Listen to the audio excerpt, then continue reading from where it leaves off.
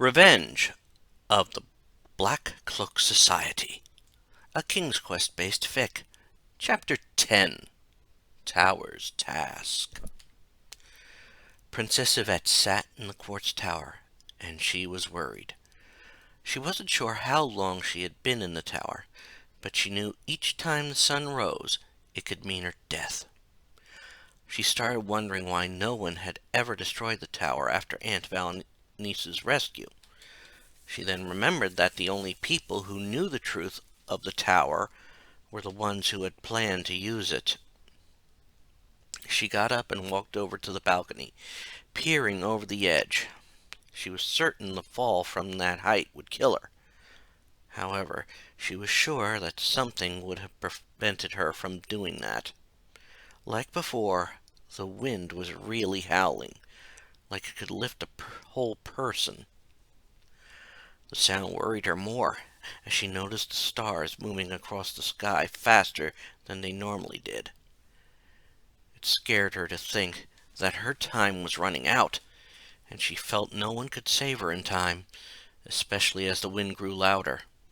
In her mind, she could have sworn the end was rushing to her. She then saw something that gave her hope. It appeared that some of the wind had taken a form that could carry people.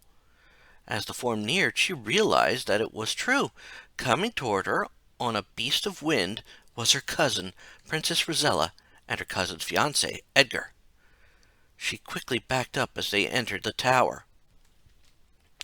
She wanted to give her cousin a hug, but she noticed they weren't getting off the beast that brought them to her. She did regain her wits long enough to say the question that was on her mind. "Did you come to rescue me?" She was overjoyed to hear the answer from Rosella. "Yes, cousin, but for our plan to work, you must listen." She nodded, knowing her cousin must have had a plan in the works. Her cousin had been responsible for saving the land of Tamir, as well as Edgar's home world of Eldritch, from what she heard. Princess Yvette watched her cousin look around for a moment as she spoke. "My parents have come to rescue you, but it appears Hagatha has been up to something big. My father sent a message to me, and we came to the aid." She was shocked by that. "You mean Hagatha may have Aunt Valenice? That can't be good. My father told me what our grandfather had planned. We can't let that happen. Will you be able to rescue both them and me in time?" She watched as Edgar nodded. If the plan we have works, it will. It appears Hagatha has sped up time here, no doubt to make her plan succeed. The plan we have is the only one that has a chance of working, but it requires you to stay here." She swallowed when she heard that. It wasn't something she wanted to hear. She wanted to be safe. "Are you sure that's the only option? Surely you can get me out of here, and at least to the island shores." She was stunned when Rosella shook her head. "We could, but then this tower could be used again. Our plan is to use some special magical items to make you and Hagatha switch places. If we do this right, not only will you be safe, but the tower will be destroyed as well." She nodded, understanding what they planned to do. "I think I understand. What must I do?" She glanced at Edgar as he handed her a strange bracelet. "Put this on, and once the other one touches Hagatha, you will switch places with her. Now, where's the door?" Yvette looked down towards the beach below and pointed to the western shore. "Down there and on the mainland, but hurry. The way the stars are moving, morning will be coming very soon." She watched as Rosella smiled. "Don't worry, cousin. Sirocco is the swiftest of the winds. We will be at those doors in no time." She then watched as her cousin flew off on Sirocco. She sighed, hoping that her cousin's plan would work. She then looked out at the horizon and gasped as the wind blew. The gasp wasn't due to the wind, but the fact that the night was starting to give way to the day. She looked then at the walls of the tower, and saw for a brief moment a spark of lightning, which told her that time was growing short, and that the tower was getting ready to do its task.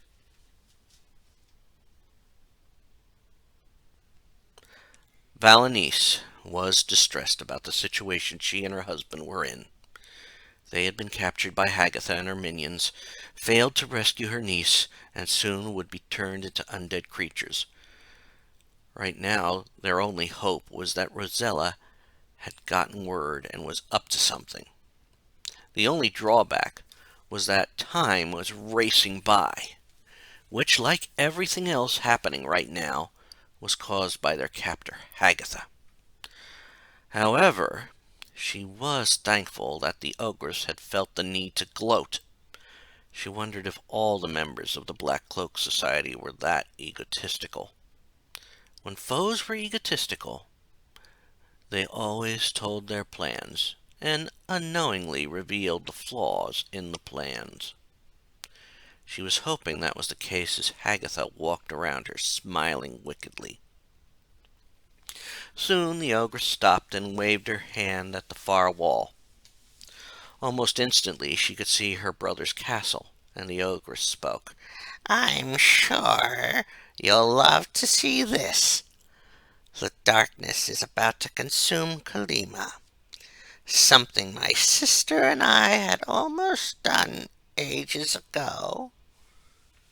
A shame Baba had been so brazen, but it took me years to correct her mistakes.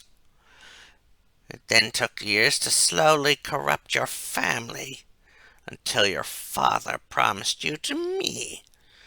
Now that will be rectified, with you becoming a vampire, Graham a werewolf, and your brother's kingdom butchered." She was glad when Graham spoke as bravely as he could. "That will never happen, Hagatha. Time may be going faster, but before your minions can strike, day will dawn. Your minions will be weakened." She knew Graham was right.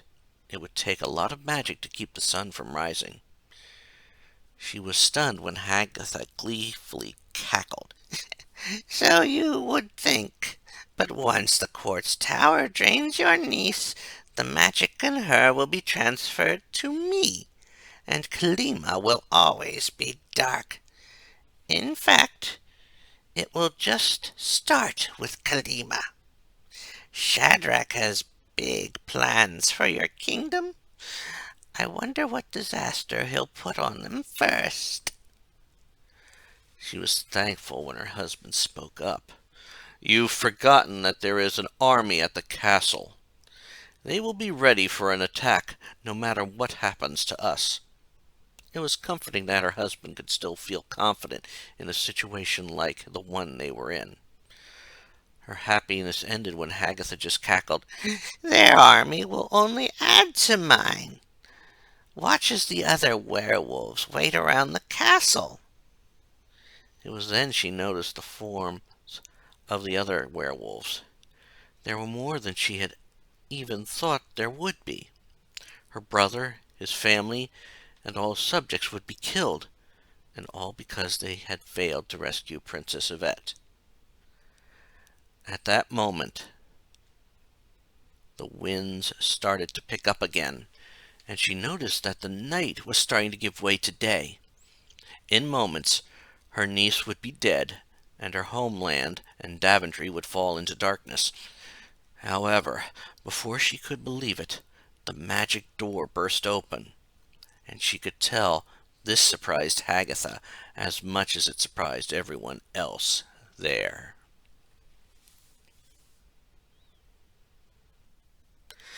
Hagatha was dumbfounded when the magic door burst open.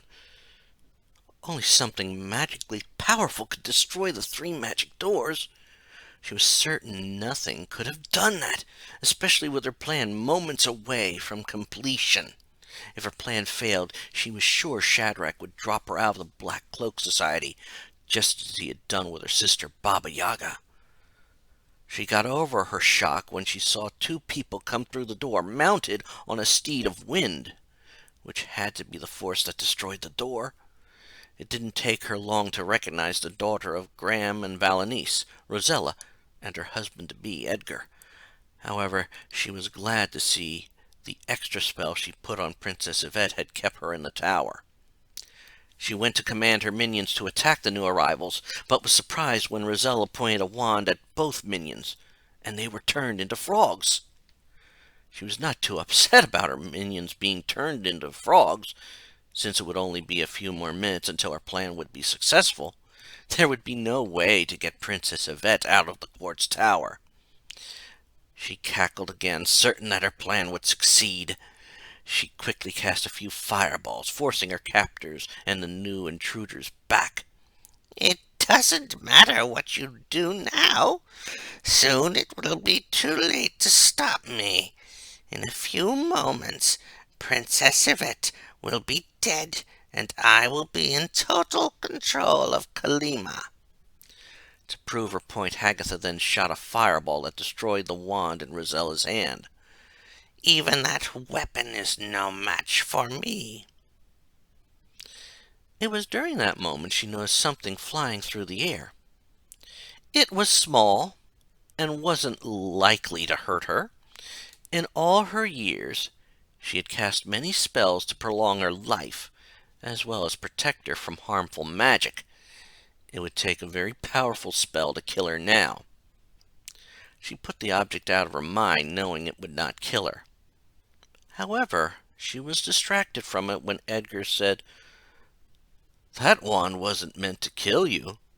It just transforms, just like that teleports." Hagatha gasped as the realization hit her. Right at the same time, the object magically landed on her wrist and wrapped around it. As it did that, everything around her changed.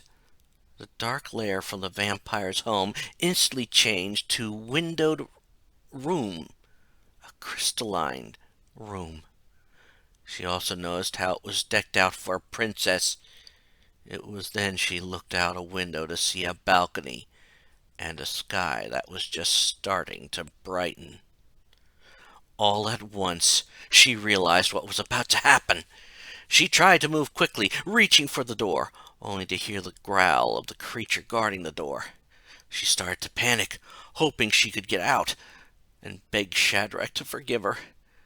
She remembered that after Baba fled Kalima, she had traveled around until she heard from her sister from another land, where she had cursed a baron. During that time, Shadrach dropped Baba out of the high levels of the Black Cloak Society. After that, and she heard of Baba's defeat at the hands of a hero, her sister had been kicked out.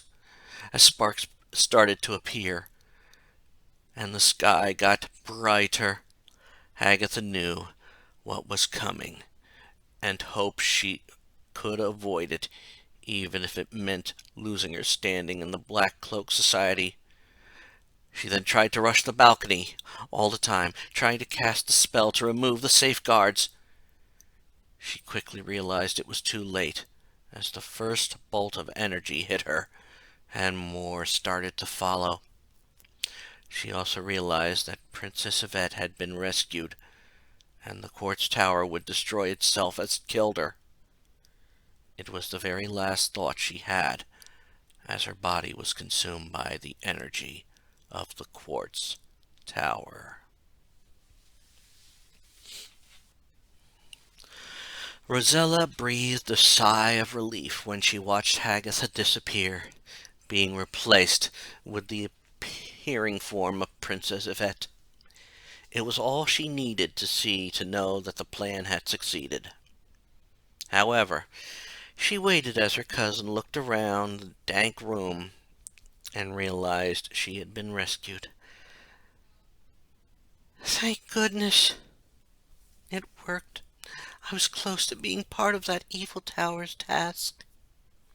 She watched as everyone gathered round her cousin, and heard her father say, "Indeed. But what happened to Hagatha? Can we afford to relax if she is still around?" As if to answer her father's question, a blinding flash and a loud explosion came from the magic door. Those two items told her that the plan had been successful. She smiled as Edgar said the words, "I'd say that the quartz tower is no more. Maybe feeding on evil magic was what was needed to destroy it." She then looked over where the two minions that were now turned into frogs were. In that moment, she was stunned to see them explode.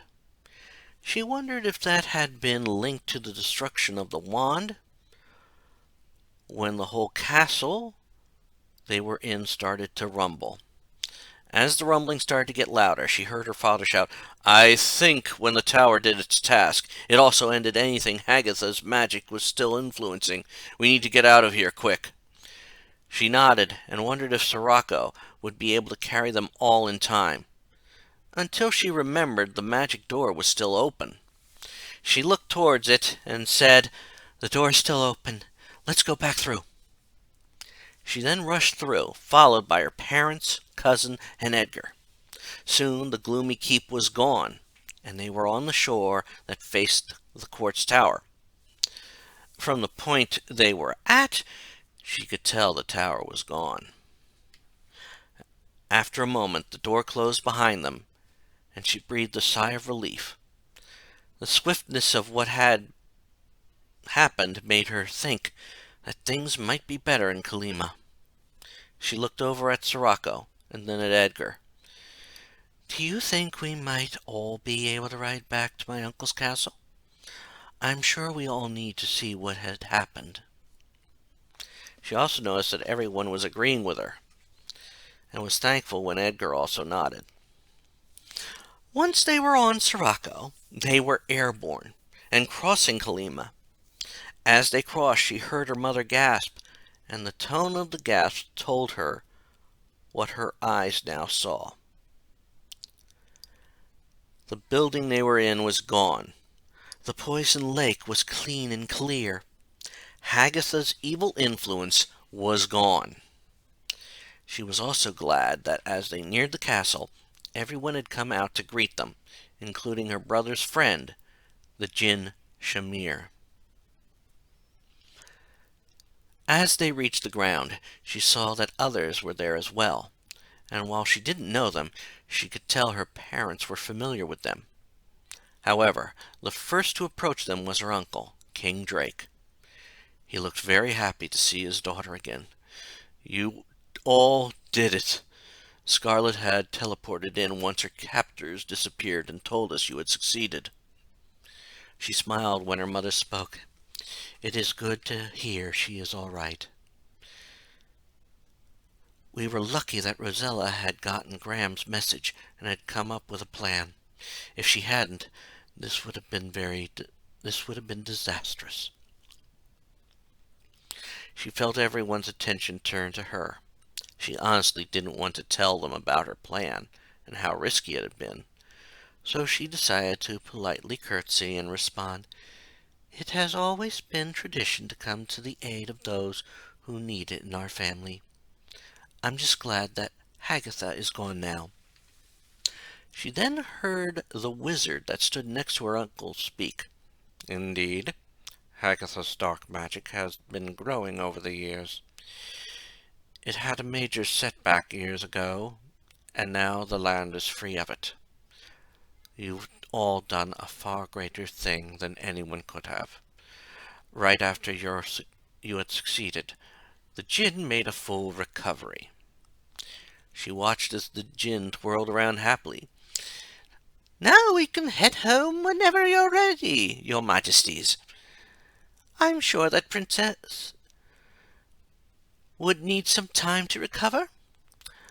Rosella was about to say something when she remembered it was her cousin who the Jinn was talking about. She smiled as her red-headed cousin nodded, and then walked over to her. "Thank you again, Rosella. I wish I could have some adventures like you someday." Rosella smiled, and then had an idea. "Indeed, but I have a great task for you in the near future. I'd like you to be one of my bridesmaids." There had been a few gasps, but she ignored them, realizing they were a joyful sound. "Then you will get to see some of the fantastic lands I've seen." She watched as Yvette nodded in response to her request, and then her father said, "At least this ended on a good note. We shall be looking forward to the wedding then. Now, let's all head home so we can rest." She and Edgar nodded and mounted Sirocco again, and as they flew off, she watched her parents and the djinn disappear out of sight.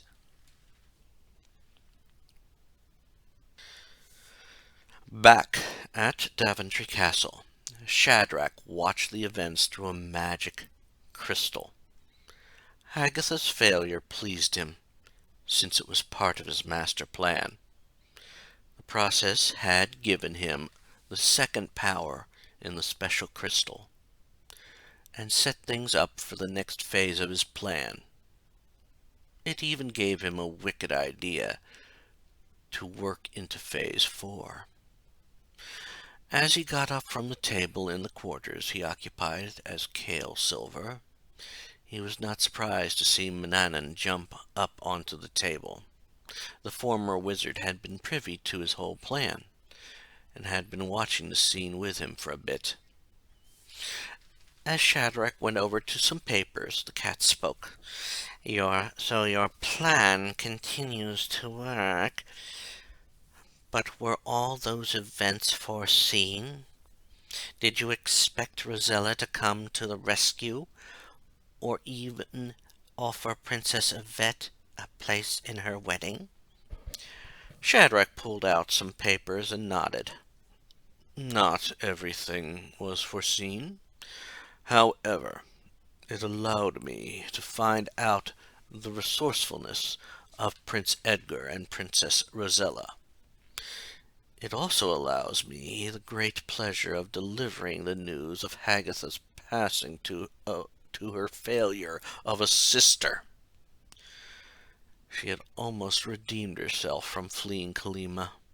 To think she had the land of Spielberg under her control and lost it. As he turned towards the cat, he noticed it was nodding in agreement. "You never did forgive her for that. You always seemed more forgiving of Hagatha. So how soon do we start on phase 3? Shadrach placed all the things he needed right on the table next to Manannan. "Very soon. I want to give them time to think things have calmed down before restoring you.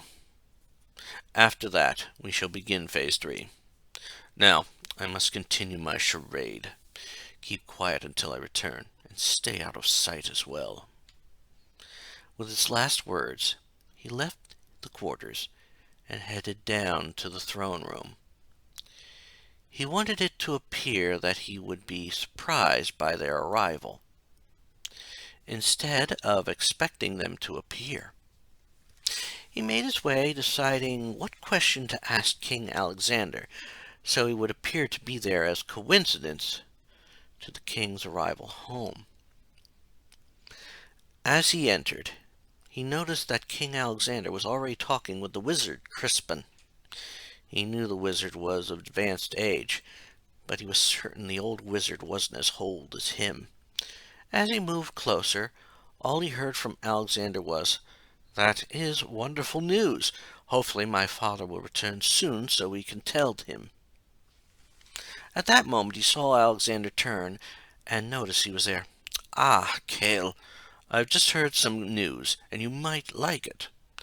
Before King Alexander could continue, they were all surprised by the djinn's arrival with the king and queen. He could tell that Alexander was happy about that, as he said, "Welcome home, father and mother. I'm sure your mission was successful." He watched as Graham nodded and responded, "Indeed, Hagatha is no more, thanks to your sister. I hope nothing happened while we were gone." Shadrach held his tongue, knowing if he did answer, it might cast suspicion on him. With his cover, knowing the present would be bad. He remained silent as the old wizard spoke. "Something good has happened. Cedric had arrived not too long ago to tell me that Derek is soon ready to return. He might even be able to give pointers to Kale." He slightly smiled as King Graham said, "That is joyous news. I'm sure Kale would appreciate the pointers. After that, I'll make sure you have safe passage out of Daventry. Does that suit you, Kale?" He nodded, but he also started planning a change to Phase 3. Derek's return now needed to be indefinitely postponed, and he hoped King Alexander would be in the Green Isles when he started Phase 3.